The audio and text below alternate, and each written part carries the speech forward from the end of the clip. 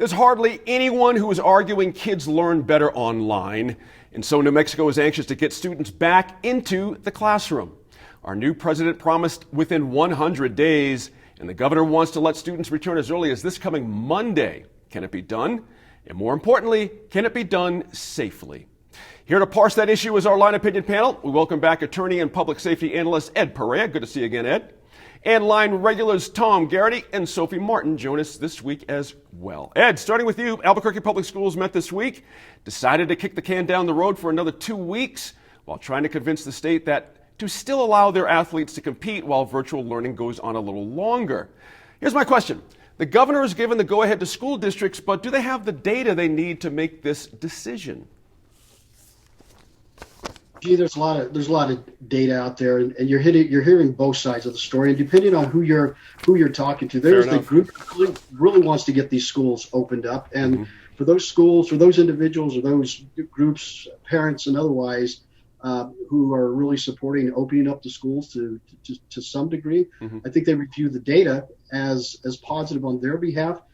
Some of the numbers that have come out is of 1,100 or so tests that have been given, probably 0.04% actually came back positive. So they're saying of the number of people that have tested with an APS, they're just not seeing the problem there. And also nationally, we are seeing from the experts are saying maybe it's not that big of a issue, of a problem when it comes to the spread of this virus, to reopen some of the schools to some degree. So that's the argument on one side. The argument on the other side clearly are the teachers are saying, well, hold on here. When we bring students in together, even with safety practices, we're still at risk. Our families are at risk. We come to campus and we go home and we may expose others to the virus. Right. So there's the concern of both sides. I guess the short of it is, where you stand depends on which side of the table that you're sitting on. And so, and I think that's where we're at now with the APS argument that's taking place. I like the way you put that. I really like the way you put that. Sophie, obviously when I say, I'm not trying to be cute here, vaccinations is obviously, the word of the day here for teachers. Should all teachers be moved to the front of the line to have some comfort for parents and everybody else? I think there's some important balance that needs to be struck there. It makes me think of, actually, there's an interesting piece in the New Mexican about what Santa Fe Prep, which admittedly probably has more resources than our public schools, what Santa Fe Prep has done. And they've been able to put in place a system that seems pretty rational. But part of what's going on there is that their teachers have been vaccinated. They were able to get their teachers vaccinated in advance of reopening. And that, I think makes a huge difference. There is something I do want to point out, though, that Education Weekly has had a series running just earlier this week. I was going to say earlier this month, but it's still the beginning of the month. And one of the things that's come out is that not every child does poorly with remote learning, that a number of children actually do better and have said, my grades are improving, my focus has improved, I'm not wasting time in the way that I might have at school. That seems like a very motivated child. I might have been good at that too. Certainly that's not true for everyone. But one of the things I have to give New Mexico credit for is that, unlike what I hear of some other states, it wasn't governor, executive mandating you will open. Right. It is, all right, schools, you have an opportunity, put your plans together. And some school systems in New Mexico, I think, Las Vegas, I think, is saying, not for the rest of the school year. Let's just put it out there. We're not going to open now.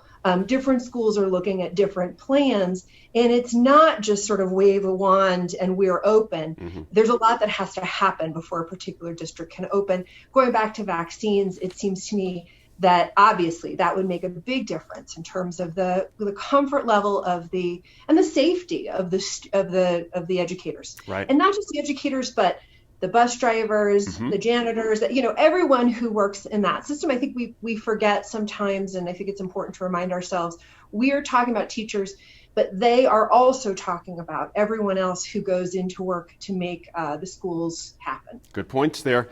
Hey, Tom, interestingly, when I read this journal article, some of the criteria, counties that are red, like APS, just mentioned, 25% of in-person staff will have to be tested weekly. Schools in yellow and green counties, which currently is just Harding and Union County right now, 12.5 of its staff is going to have to be tested each week. But the problem is they're having trouble getting to 10% on the testing at this point. Can we really ramp up where we need to be ready to go with this in a couple of weeks? Well, I think in some areas you can, but in large part, what we saw, I think, with the governor's declaration in the state of the state was that she opened up the bridge to nowhere.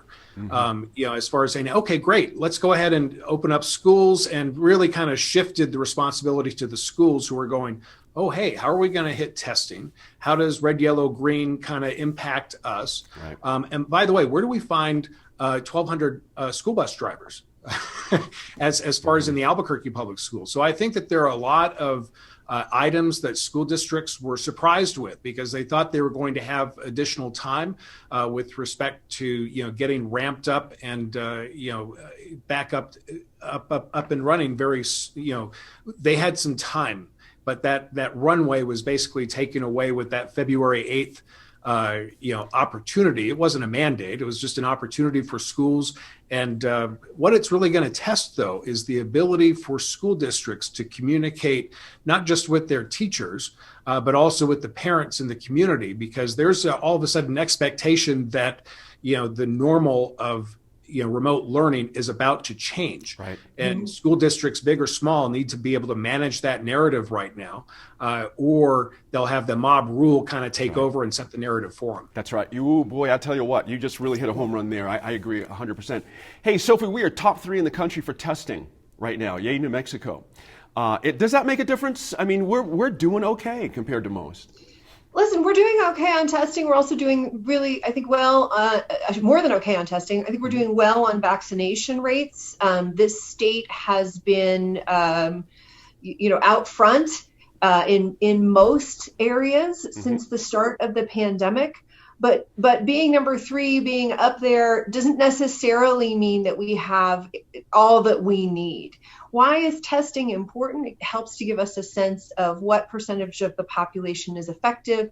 Epidemiologists can extrapolate from that, from the smaller sample size, to how many people might actually have it, what the spread is in the state. When we look at the educational system, testing is essential in other ways. I mean, there's a requirement for schools that open, and that if 4 kids in your classroom, 4 kids at your school. Now I'm going to admit that I can't remember which one it is, but I bet it's school. Is the threshold at which point everyone goes home. And if there's not testing, you don't know necessarily that you've met that threshold. Yep. And that leaves everyone at that school less safe. Good point there. Hey, Ed, we've got just about a minute here. I want you to pick up on that as well. President Biden's pledge. Does that make a difference, or is that just, inauguration day talk? And that pledge for what, Gene?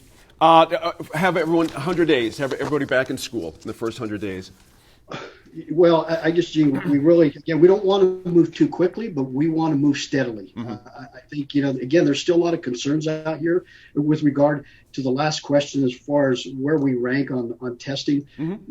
Just look back to a month to 2 months ago when we were spiking, when we had a very serious problem. So I think the testing is important. The testing provides us some data which to make some of the decisions that need to be made, but we don't want to move too quickly. I know there's this push to it, but I'm from the camp that we don't want to jump too far ahead. We want to move when we're ready. I like a pledge. I think a pledge isn't a promise, but it sets a goal for us. I think the pledge is fine. Let's move in that direction. Let's continue to follow the data, and let's see where we're at. There you go. Have to wrap it up there. This group is back in a few minutes to talk about COVID at the Roundhouse and the long, contentious road ahead for lawmakers.